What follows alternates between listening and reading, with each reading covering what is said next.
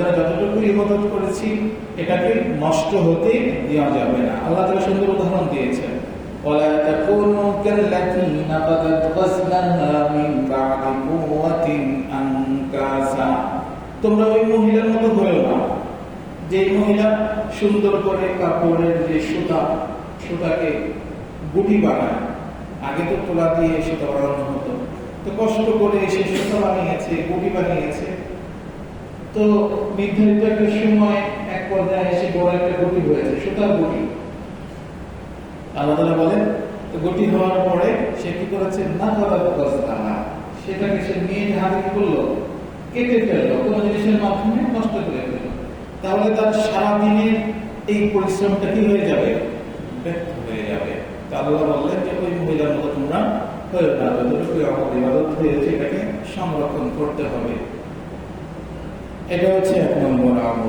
দ্বিতীয় নম্বর আমল হচ্ছে আল্লাহ তাআলা রমজান আমাদেরকে হেদায়েত দিয়েছে, অল্প হলেও কি দিয়েছে, হেদায়েত। হেদায়েতের অর্থ পথ প্রদর্শন করা।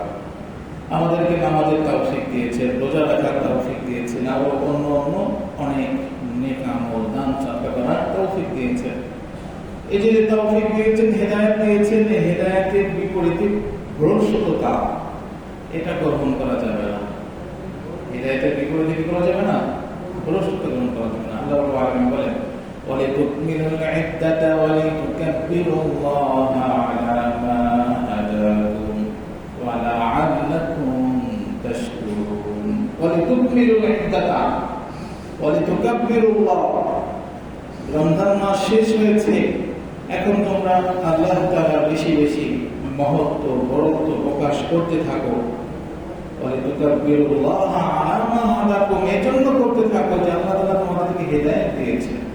লাআল্লাকুম তাশকুরুন, যাতে করে তোমরা কৃতজ্ঞ বান্দা হতে পারো।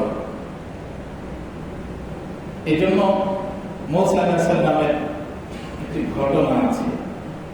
মুসা আলাইহিস সালাম তার সেনাবাহিনী নিয়ে যখন জাব্বারিন এক সম্প্রদায়ের বিরুদ্ধে যখন নামলেন, তো মুসা আলাইহিস সালামের কওমের মধ্যে একজন ব্যক্তি ছিলেন, নাম হচ্ছে কি বালাম ইবনে বাউরা।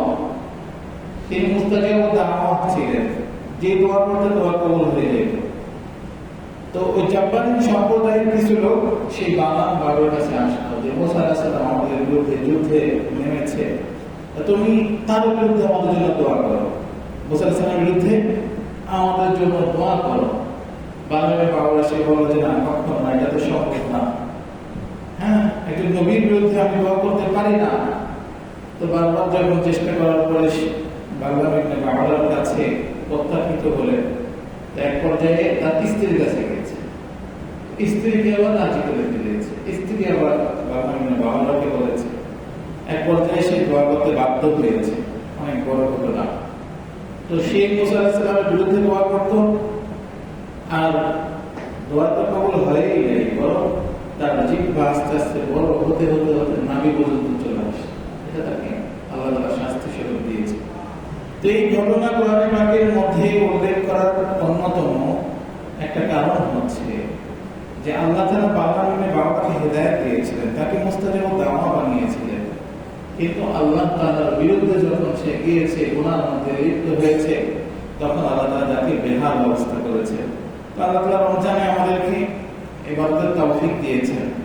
আমরা যদি আল্লাহ তাআলার হেদায়েতের মোকাবেলায় ভরসা গ্রহণ না করি, বরং এই হেদায়েতের উপর থাকি, যে আমল করেছি সেই আমল যদি চালু রাখি, তাহলে আল্লাহ তাআলা লাআল্লাকুম তাশকুরুন, কৃতজ্ঞ বান্দা হিসেবে কাল কিয়ামতে উঠাবেন। অন্যথায় আমাদেরকে ভয়ানক শাস্তিও দিতে পারে। সেই ঘটনা কোরআনে পাকের মধ্যে সূরা আরাফের 176 নম্বর আয়াতে আল্লাহ তাআলা সুস্পষ্টভাবে উল্লেখ করেছেন, ওয়ালাউ শি'না লারাফা'নাহু বিহা ওয়ালাকিন্নাহু আখলাদা ইলাল আরদ ওয়াত্তাবা'a হাওয়াহু ফামাসালুহু কামাসালিল কালব ওয়ালাউ শি'না লারাফা'নাহু বিহা, আমি যদি চাইতাম, ওয়ালাউ শি'না লারাফা'নাহু বিহা, সে যদি ভালোভাবে চলাফেরা করত, তাহলে আমি তার মর্যাদাকে বুলন্দ করে দিতাম। ওয়ালাকিন কিন্তু সে পৃথিবীর টাকা পয়সার দিকে লোভে পড়ে গেছে।